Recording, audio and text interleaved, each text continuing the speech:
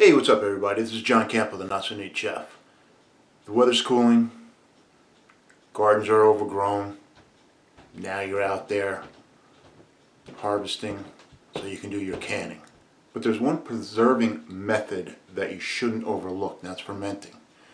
Fermenting is how we made a sriracha. It's a fermenting process. And fermenting cabbage, you can do it in the form of kimchi, or you can do it in the form of sauerkraut. What we're going to do is we're going to ferment some cabbage, and we're going to make our own sauerkraut. So, that being said, let's move on. Just like you do in canning, you want to make sure things are sterile. It's a little bit more forgiving than canning is, so you don't have to go crazy. So I have one of these large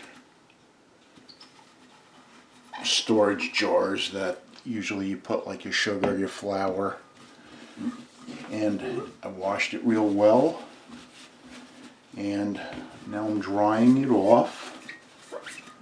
We're just gonna wipe it down with some isopropyl alcohol. We want to make sure that it's somewhat sterile. Rubbing alcohol. It'll do the job. It'll sanitize.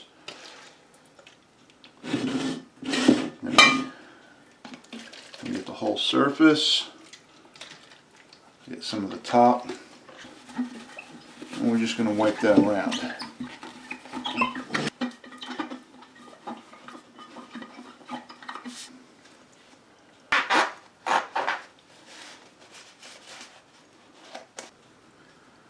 So what I'm going to do is I'm going to put this wet paper towel under my cutting board so it doesn't slide. 2 heads of cabbage. I'm going to put a carrot in it. So the cabbage, take out a couple of the layers of the outer. Alright, so I'm gonna wash these. Alright, wait. So I'm going to use my little knife here. Just cut these a little bit. Cut the core off. You don't want any part of the core.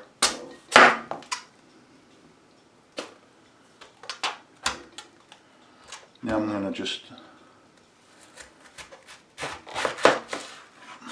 cut these so I can wash them.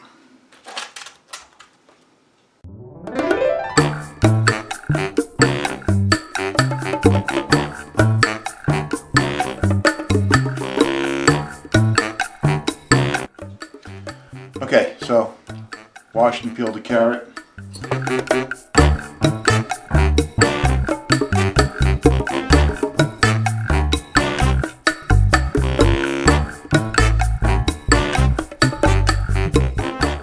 Okay, so I actually weighed this and it's 5 pounds. And you want 3 tablespoons of salt per 5 pounds. So you can't use iodized salt. It's got to be, preferably with pickling salt or canning salt. I don't have that. I'm using kosher salt, and everything that I've read that's going to be acceptable. Now you could use a mandolin to chop this up. I have a mandolin. I find them more trouble than what they're worth. So I'm just gonna shred these real thin using my my vegetable cleaver.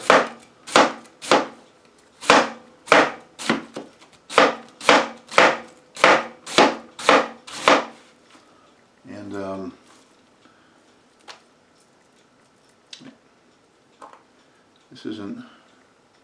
it's not too bad. So let me do this and then we'll be back. Okay, so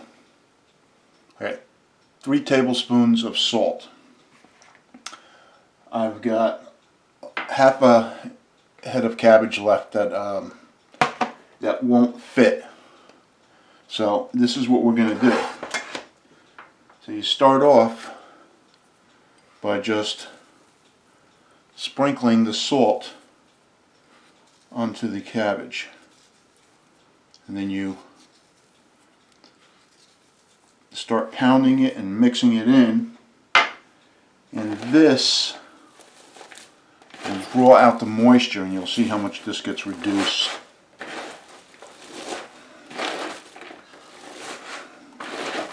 And then as this starts to get reduced, I'll put in more salt.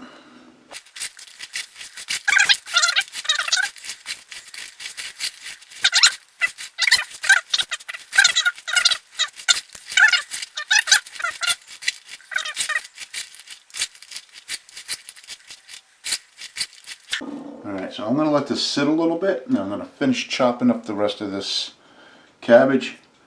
Then I'll put it in here, and then I'll work it some more.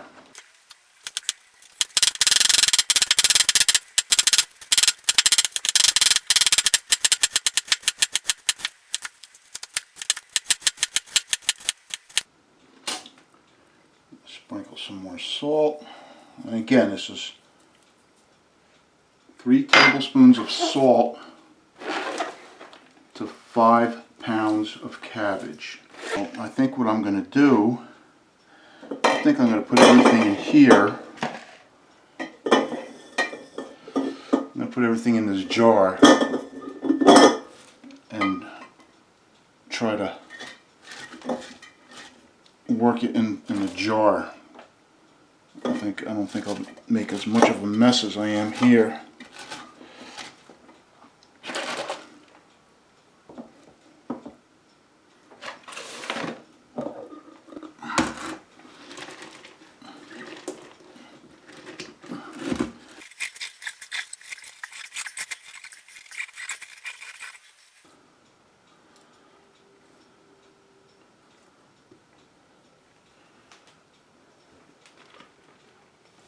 You can see as I'm pushing down the liquid that's starting to form.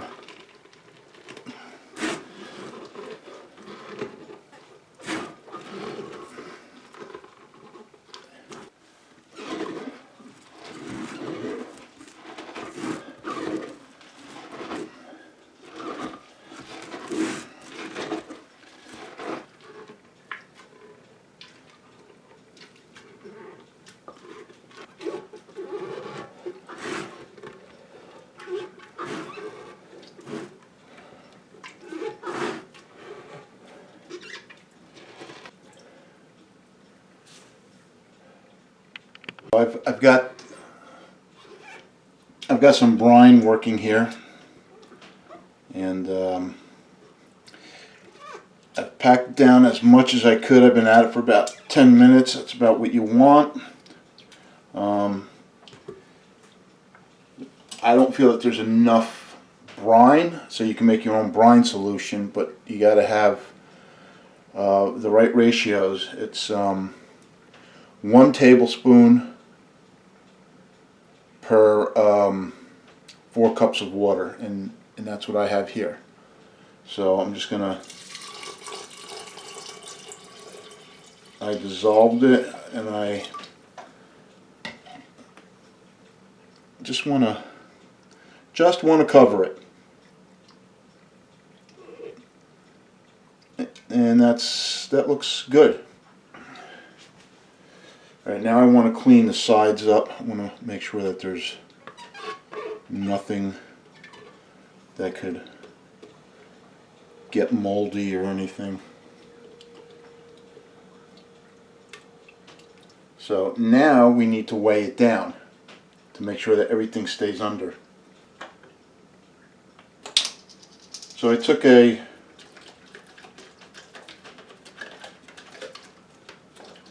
the top of a storage container, and I cut it down to size. Just giving it a quick cleaning with alcohol, and I'm going to put that on top. That works well.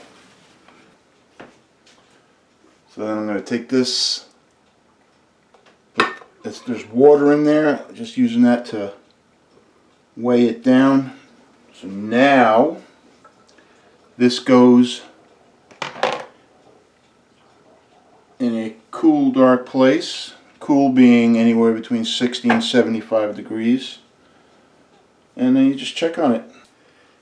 The cabbage is fermenting. Sauerkraut. We used 5 pounds of cabbage, shredded it up. We used 3 tablespoons of salt. We worked the cabbage into the jar with the salt and packed it down until those liquids started releasing. That took about 10 minutes, and that's a workout. I'm going to tell you right now. I make bread and everything, and I knead dough. This is worse than kneading dough. And but I think it's going to be rewarding to see that you've made, you know, your own product that, you know, that you normally buy in the store. And who would think to make sauerkraut? And from what I'm hearing, there's no comparison between the homemade and the store bought. I'm really eager for like these 2 to 3 weeks pass by. So it's my understanding in that time I can expect a white film, which is a yeast, and you could scoop that out, and it's normal, it's common. You don't have to throw away your sauerkraut. If it starts getting fuzzy, yeah, then I would say it's a fail. But so long as everything is submersed in the liquid, that's the important part. And you don't want to underbrine it. You want to make sure that you use the amount of salt that they state. And I'm going according to other recipes that I've seen. So I'm assuming that they're giving me accurate information. That's it. You know, it's a waiting game, and I'll be back periodically with some updates, and then I'll show you the finished product. Hey, what's up, everybody? We're back to check up on the sauerkraut and how it's going. So far, it looks pretty good based on what I've seen. I've never done this before, like a lot of things that I do. So the color looks good. The smell, it smells like sauerkraut. We started it September 10th, and today is September 15th, so it's been going for 5 days, and this is what we have.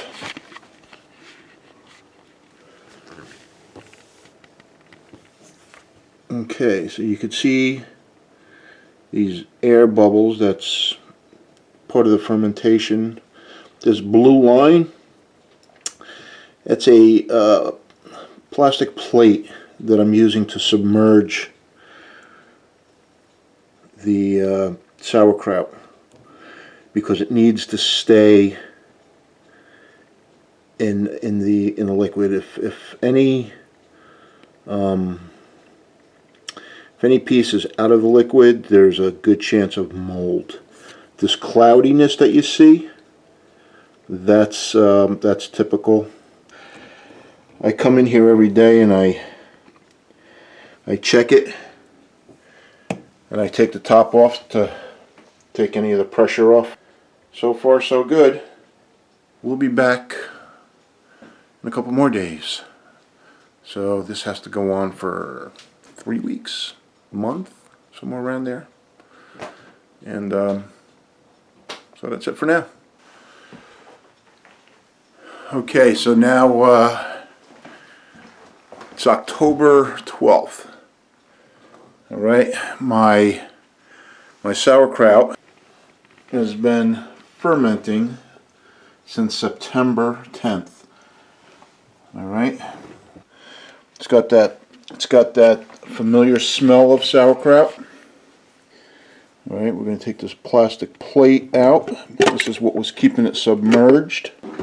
Got a fork here.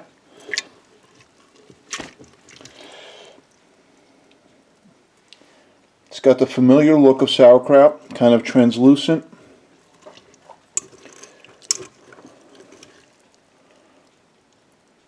Alright, I'm going to give it a taste.